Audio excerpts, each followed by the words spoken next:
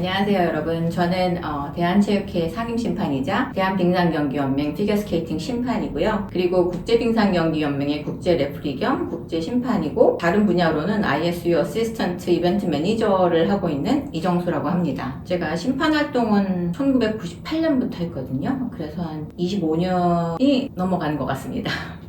제가 이제 피겨스케이팅 심판으로 나와 있는 건데, 피겨스케이팅은 사실 유치원 때 시작을 했어요. 그냥 취미로 시작을 했는데, 초등학교에 들어가면서 그 학교에 빙상부가 있는 학교였어요. 그래서 거기서 이제 본격적으로 선수 활동을 시작을 했고, 저는 스케이팅은 고1 때까지만 탔습니다. 집안의 반대로 학업을 하라 이래서 전공을 좀 바꾼 편이고요. 대학교에서는 전혀 다른 공부를 하였고요. 하지만 지금 현재는 제가 다시 사랑하는 피겨스케이팅하고 인연을 맺어서 올림픽을 포함한 다양한 국내 대회 심판으로 활동을 하고 있습니다. 또 제가 앞에 말씀드렸던 그런 이벤트 매니저적인 역할 부분에서는 평창 동계올림픽의 스포츠 매니저로 제가 활동을 했어요. 그래서 그 평창 동계올림픽의 피겨스케이팅 준비를 시작 단계부터 마무리까지 경기 운영을 총괄하는 역할을 하였던 부분이어가지고요. 그래서 그런 부분도 조금 소개를 드리고 싶었습니다.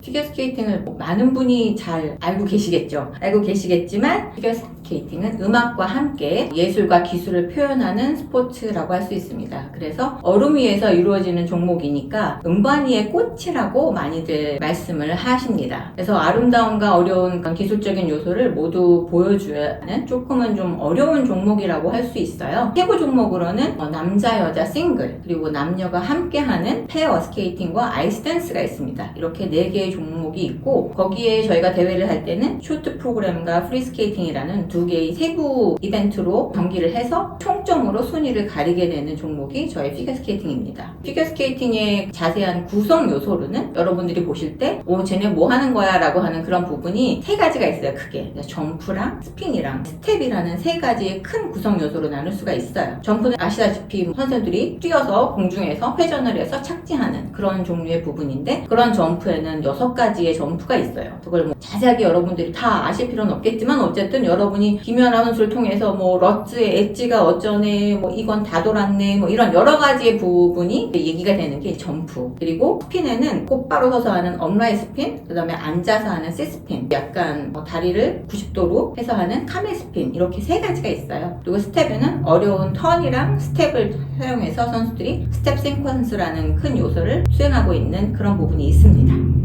저희 피겨스케이팅 심판도 앞에 말씀드린 종목처럼 그 종목별로 심판이 다르게 돼요. 그래서 싱글, 페어, 아이스댄스 이렇게 크게 나눠진 심판이 있습니다. 그리고 역할에 따라서 채점 심판하고 기술 심판이 따로 있습니다. 그래서 2종류의 심판이 존재합니다. 우선 채점 심판은 여러분들이 보통 보시는 점수를 매기는 심판이에요. 큰 선수권 대회를 보면 9명 정도가 앉아있는 그 부분이 이제 레프리를 포함한 심판, 채점 심판이고요. 그 사이드를 보시면 3명이 또 약간 위쪽에 앉아있는 부분이 있어요. 거기는 기술 심판이라고 합니다. 기술 심판의 역할은 뭐냐 하면 그런 점프의 회전이 완벽하게 되었는지, 스핀의 난이도는 얼마나 레벨을 따져서 어느 정도의 어려움을 했는지, 그리고 스텝도 그런 턴이 명확하게 됐는지를 판가름하는, 그래서 난이도를 결정해주는 심판들이 기술 심판이고, 그 다음에 제가 말하는 채점 심판은 그런 요소의 퀄리티를 보는 심판이라고 하겠습니다. 그래서 이런 채점 심판에는 국내에는 1, 2급 심판, 그리고 국제적으로는 인터내셔널이랑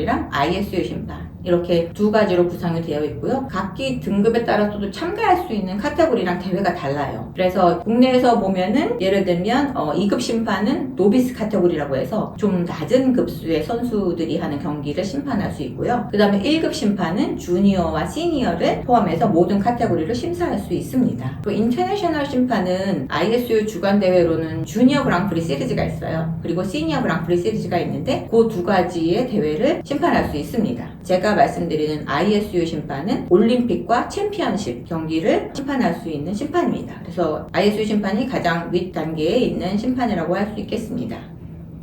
심판을 시작한 계기는 피겨스케이팅 선수 생활을 했기 때문에 자연스럽게 좀 심판에 대한 관심이 있긴 있었던 것 같아요. 근데 이제 시작은 제가 대학교를 들어가고 나서 겨울에 알바로 스케이팅 강사를 했어요. 거기에서 예전에 저를 가르치셨던 선생님을 만난 거예요. 그러면서 심판을 해보는 게 어떻겠냐라고 이끄셨어요. 그래서 거기서 그때 저희가 강사했던 한 3, 4명이 선생님 손에 이끌려서 이제 트라이얼 심판을 시작을 하게 됐죠. 근데 제가 그 이후에 좀 결혼이랑 또 함께해서 해외를 나가 있게 됐거든요. 그래서 한 4년 정도를 좀 해외에 체류하다 보니까 이제 그 경력은 이미 잔적이 됐었는데 한국에 돌아와서 우연히 롯데 아이스링크에 갔다가 또 다른 선생님을 만난 거예요. 한국에 지금 심판이 너무 없다. 그러니까 빨리 와서 이거를 좀 했으면 좋겠다 해서 1998년에 이제 본격적으로 심판 활동을 시작하게 되었습니다. 국내에서는 사실은 이게 보통 처음에 시작을 하면 한 3년 정도를 트라이얼 심판을 시켜요. 그때 이제 3년을 하고 나서 이제 너 대회 들어가 하는데 이렇게 막 큰 감흥은 없었어요. 내가 진짜 이제 심판을 보나? 이런 감흥은 별로 없었는데 인터내셔널 심판이 돼서 첫 국제대회를 갔는데 그게 루마니아의 미에르꾸르 지우쿤가 뭐 이런 되게 작은 마을이었어요. 가보니까 작은 마을이더라고요. 막 제대로 포장도 안 돼 있고 막 그런 작은 타운인데 멀쩡한 빙상장이 있는 게 신기할 정도로 그런 대회를 간 거예요. 처음 갔는데 이제 모든 게 낯설고 막 어떻게 해야 되나 막 이제 뭐 벌벌 떨리고 그래서 너무 긴장하면서 대회를 봤던 기억은 있는데 그때 이제 프리 선생님이 로마니아 분이셨는데 제가 여기가 내 첫 국제대회다라고 처음에 말씀을 드리니까 많이 배려를 해주시고 막 손 붙잡고 너 화장실 어딘지 알아? 막 이러면서 막 화장실도 데려다 주시고 막 좀 배려를 많이 해주셨어요. 그래서 큰 어려움은 없이 좀 지냈던 기억이 있고요. 사실 저희 심판들이 제일 무서워하는 게 경기가 다 끝나고 라운드 테이블 디스커션이라고 저희는 불러요. 둥근 테이블에 다 같이 앉아서 토론을 한다라는 개념인데 내가 본 점수랑 다른 심판들이 본 점수를 프로토콜을 가지고 비교를 해서 약간은 좀 혼도 나고 너 실수한 거 아니냐 뭐 이렇게 묻고 하는 이제 그런 부분인데 그래도 그때는 그게 큰 지적 없이 제가 잘 지나갔어요. 그래서 그때 이제 다 끝나고 나서 그래 이제 첫 대회를 잘 마쳤구나라는 좀 안도감이 들었던 기억이 굉장히 아직도 많이 나고 그 비포장 그 길을 잊을 수가 없어요. 아직도. 제가 아무리 연차가 많이 돼도 사실 심판이라는 직업은 늘 새로워요. 어느 대회에 가도 선수가 다르고 저의 마음가짐이 늘 긴장을 하게 만드는 것 같아요. 그거는 좀 제가 누군가를 평가하고 내가 준 점수에 따라서 순위가 결정된다는 것이 굉장히 큰 책임감이거든요. 그에 따르는 그런 좀 어려움도 많이 있고 그래서 새로운 선수들을 만나서 그들이 정말 공들여서 만든 작품을 보고 감동하고 평가하는 일이 제게는 너무 소중하고 또 감사한 순간이기도 하고 제가 경기력을 좀 평가해준 선수들의 기량이 점점 늘어가는 걸 보면은 또 그것 또한 또 굉장히 보람을 느끼게 되는 순간이 많아요. 그래서 그게 아무래도 피겨스케이팅 심판의 매력이 아닐까 싶습니다. 아무래도 국내 대회는 그냥 아침부터 밤까지 그냥 심판 봐요. 정비할 때만 저희가 좀 잠깐 쉬고 뭐 이런 좀 되게 아주 편안한 환경은 아니에요. 그래서 그거는 그냥 크게 루틴이랄 게 없는 부분인데 이제 국제 대회를 가면 기본적인 선수권 대회는 좀 더 길지만 기본적인 대회는 한 3일에서 4일을 대회를 하고 그 전에 한 이틀 동안을 공식 연습 기간을 줍니다. 그래서 저희가 도착을 공식 연습 시작하기 전에 도착을 하고 그 다음에 공식 연습과 함께 그때 사전 심판 미팅이라고 해서 그것도 진행이 되고 여러 가지 가외적인 활동이 진행이 됩니다. 그럼 저희가 심판 배정을 받게 돼요. 사전 심판 미팅에서 추첨을 통해서 넌 남자야 여자야 뭐 이런 게 정해질 수도 있고 아예 정해져서 갈 수도 있어요. 시합이 시작하는 당일에는 마음을 좀 다잡는다 그래야 되나? 좀 침착하게 가라앉히고 좀 안정을 하고 그리고 나서 이제 사전 심판 미팅을 그때도 또 합니다. 시합 시작하기 1시간 전에 사전 심판 미팅 하고 그 다음에 자리를 뽑아요. 1번부터 9번까지의 자리가 있으니까 그거를 그 순간에 얘기를 합니다. 이게 45분 전에 이루어지는데 제가 이 말씀을 왜 드리냐 하면은 심판의 자리 배정이 끝나면 그게 이제 아나운스가 되거든요. 공지가 되는데 그거에 대해서 저 심판 문제가 있는데 라는 이의 제기를 할 수가 있는 부분이 딱 그때예요. 그래서 자리 배정이 끝나고 나면 시합 시작 한 15분 전쯤에 저희는 가서 착석을 하고 다소개가 끝나고 나면 이제 경기를 진행하게 되면 저희가 이제 심사를 하고 그거에 대해서 이제 진행을 한 이후에는 마지막에 이제 경기가 다 끝나면 결과지를 받아요. 그럼 이제 그 결과지를 좀 저희가 검토하는 걸로 그 하루 경기일의 일정이 좀 끝나게 되는 것 같습니다.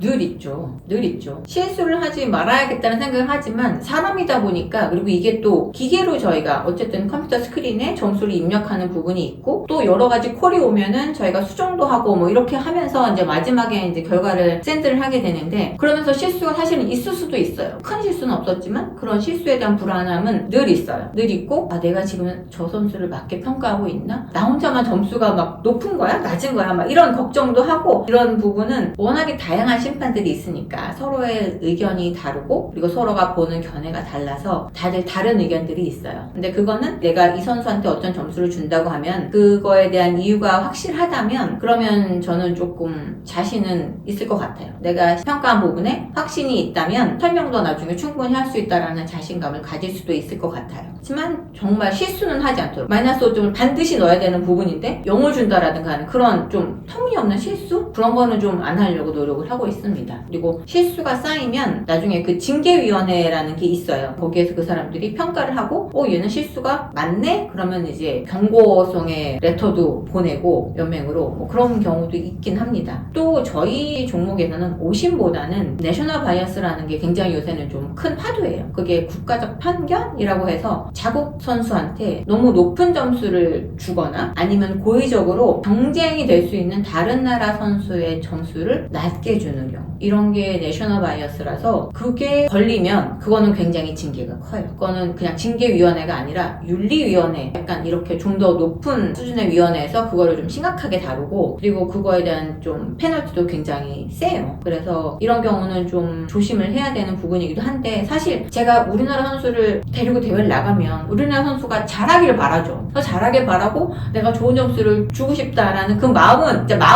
한가득이지만 또 공정하게 심판을 봐야 되니까 그런 부분을 굉장히 좀 강조를 하고 있는 것 같아요. 올림픽이라는 게 진짜 누구나 한 번은 꼭 가고 싶어하는 대회라고 할 수 있죠. 근데 우선은 가려면 우리나라 선수가 출전 자격을 획득해야 돼요. 다음 올림픽은 2026년 밀라노 동계올림픽 대회인데, 그러면 바로 내년 2025년 3월에 개최되는 세계선수권 대회에서 24등 안에 들어야 일단은 자격이 생깁니다. 올림픽에 출전할 수 있는 자격이 생겨요. 그래서 그게 굉장히 중요한 선발전이 될 수 있어요. 그 대회에서 일단 잘해야지 되고, 그래야 심판이 갈 수 있는 기회가 생기고, 그리고 우리나라 선수가 거기 들어갔다고 해서 무조건 가는 건 아니에요. 그게 또 9월에 한 번 더 이제 추가 기회를 주는 대회가 있어요. 그 대회가 끝나고 나면 10월 초에 추첨을 합니다. 그래서 올림픽에 그 나갈 수 있는 나라를 다 넣어서 추첨을 해요. 거기서 추첨이 돼야지만 올림픽에 가는 되게 험난한 과정을 거쳐야 되거든요. 제가 그 베이징 올림픽 갈 때는 그래도 뭐 남자애도 한 장이 뽑혔고 여자애도 한 장이 뽑혀서 2명이 갈 수는 있었어요. 이렇게 올림픽에 가게 되는 게 정해지면 그 다음부터는 이제 출전 선수 명단을 좀 보고, 이전 대회 그 선수들의 영상도 좀 보고, 제가 알고 있는 거지만 그래도 규정 숙지도 하고, 또 가져가야 되는 자료도 잘 또 카피해서 이제 준비를 하고, 그런 준비 과정을 좀 거쳐요. 그래서 올림픽 심판이 되면 모든 행동이나 그런 선수와의 접촉 등을 굉장히 조심해야 돼요. 그래서 저희가 한 2달 전부터는 챔피언십이나 그런 올림픽에 참가하는 선수들한테 경기력에 대한 피드백도 주고 뭐 이런 걸 하는데, 그거를 할 수 없어요. 하면 안 돼요. 그래서 그런 부분이 완전히 객관적인 평가를 하기 위한 준비라고 할 수 있을 것 같습니다.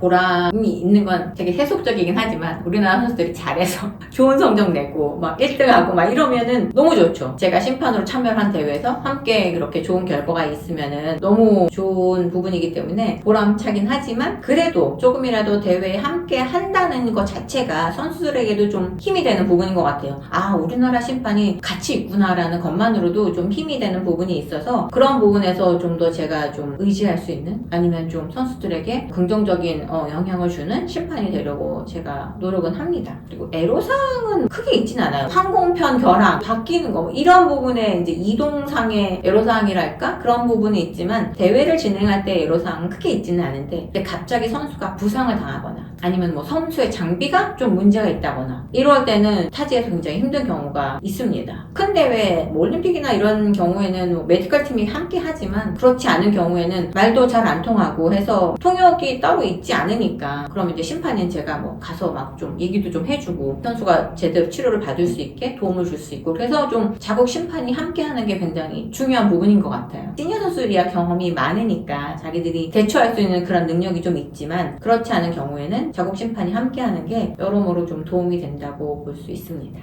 보통 저희의 시즌? 이라고 하는 게 7월부터 그 다음 해에 3월 말 아니면 4월 초까지로 진행이 돼요. 그런 루틴으로 진행이 되기 때문에 그 일정이 다 끝나고 나서 매년 4월에 신규 심판이나 아니면 승급을 해야 되니 뭐 이런 부분에 대한 모집을 합니다. 그래서 공고를 하고 모집을 해요. 근데 해당 조건이 기본적인 대회 참가 성적이 있어야 해요. 그러니까 이게 꼭 선수 출신만 되는 거는 아니에요. 그래서 동호인이었어도 내가 취미로 스케이트를 탔었다 라고 하면은 기본적인 급수 따고 그 다음에 생체 대회 같은 데에 참여를 해서 그래도 그게 전국적인 규모이기는 해야 돼요. 그래서 전국 규모의 생체 대회에 참가를 해서 내가 이렇게 좀 성적을 받았다 아니면 뭐 참가 증서가 있다 뭐 이렇게 하면은 지원이 가능합니다. 그래서 일반인한테도 문은 열려 있다고 저희는 보고 있고요. 그런 전체적인 자격 검토를 저희가 한 후에 인정이 되면은 그 다음에는 7월부터 시작하는 그런 활동에 트라이얼 심판으로 활동을 하게 돼요. 트라이얼 심판이 연차에 따라서 기간이 다르기는 해요. 누구는 뭐 2년, 뭐 누구는 3년 뭐 이렇게 좀 다르기는 하지만 규정에 따라서 이제 그런 연수를 다 채우고 시험을 보면은 시험에 합격하면은 이제 정식 심판으로 활동을 할 수 있게 됩니다. 사실 피겨스케이팅 경험이 있어야 되고 종목에 대한 기본 지식을 반드시 가지고 있어야 하는 거는 맞아요. 그런데 그 많은 용어들이 사실은 영어로 되어 있어요. 그래서 저희가 말하는 뭐 점프 이것도 다 영어고 스핀도 다 영어잖아요. 사실은 기본적으로 영어가 깔려있기 때문에 영어 능력을 갖추는 게 굉장히 중요해요. 그래서 본인이 나중에 국제 심판을 내가 목표를 하고 있다라고 하면은 자연스럽게 영어를 할 수 있는 능력이 필수라고 할 수 있습니다. 그리고 ISU 국제빙상경기연맹에서의 심판 자격이라고 할지 아니면 심판이 갖춰야 할 의무라고 할지 이런 걸 보면은 좋은 시력과 청력과 체력을 갖추고 있어야 해 란 이런 게 다 이제 규정에 나와 있어요. 그래서 모든 규정을 알아야 되고 심판으로서 품위를 손상하지 않는 자세를 갖춰야 되고 공정해야 되고 그다음에 뭐 관중이나 다른 사람들의 뭐 야유 아니면 막 그런 거 있잖아요. 이런 거에 절대 흔들리지 않는 평정심을 유지해야 되는 그런 심판으로서의 품위 있는 행동을 해야 한다는 게 사실은 좀 필수 자격 요건이라고 할 수도 있을 것 같아요. 사실 이 심판이 되는 과정이 짧진 않아요. 그래도 피겨스케이팅에 애정이 있고 관심이 있는 분이라면 누구나 시도해 볼 수 있는 그런 분야라고 할 수 있습니다. 그래서 심판을 사실 제가 아까부터 직업이라고 하기에는 재정적인 지원이 좀 미흡하다 보니까 본업 이외에 약간 봉사하는 마음이다라는 생각을 조금 하셔야 되는 부분이 좀 어려운 부분이기는 해요. 그럼에도 불구하고 이게 또 한번 발을 들이시면 빠져나올 수 없는 매력이 있는 스포츠이기 때문에 한 번쯤은 생각해 보시고 관심이 있다면 주저하지 마시고 시도해 보시면 좋을 것 같습니다.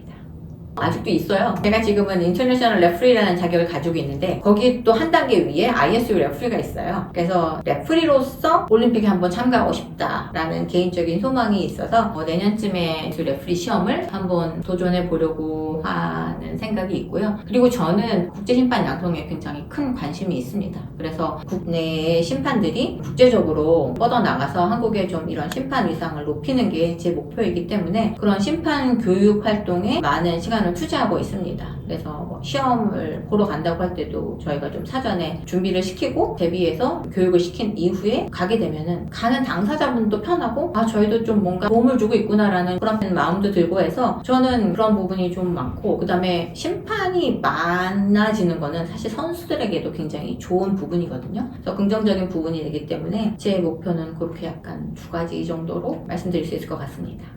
우선은 제가 이렇게 피겨스케이팅에 대한 이야기를 할 수 있는 기회를 주셔서 정말 스포인에 너무 감사를 드리고요. 사실 이게 메이저 스포츠라고 하기에는 피겨스케이팅이라는 게 사실 선수 수도 적고 오로지 김연아라는 정말 세계적인 선수의 존재랑 그다음에 정말 아직까지도 열정적인 그 팬들의 성원으로 한국의 피겨는 이만큼 큰 것 같아요. 선수들도 많은 노력을 해서 좋은 성적을 거두고 있기도 하지만 앞으로도 저희 한국 피겨가 더 세계적인 위상을 가질 수 있도록 또 선수로서 또 심판으로서 그리고 팬들로서도 많은 관심과 참여를 부탁드리면 좋겠고요. 제가 이거를 좀 진행을 하다 보니까 나중에는 좀 여러 가지의 종목 심판들이 여기 다 같이 자리를 해서 재미있는 얘기도 나누고 이 스포츠가 좋은 방향으로 나갈 수 있는 그런 거에 대한 좀 대담이라고 할까? 이런 걸 진행하셔도 좋을 것 같다는 생각이 좀 들기도 하고요. 미약하지만 이 스포츠를 위해서 저희가 열심히 노력을 하고 있는 부분이기 때문에 그런 거에 좀 가치를 부여해 주시고 이런 귀한 시간을 내주셔서 너무 감사드립니다. 고맙습니다.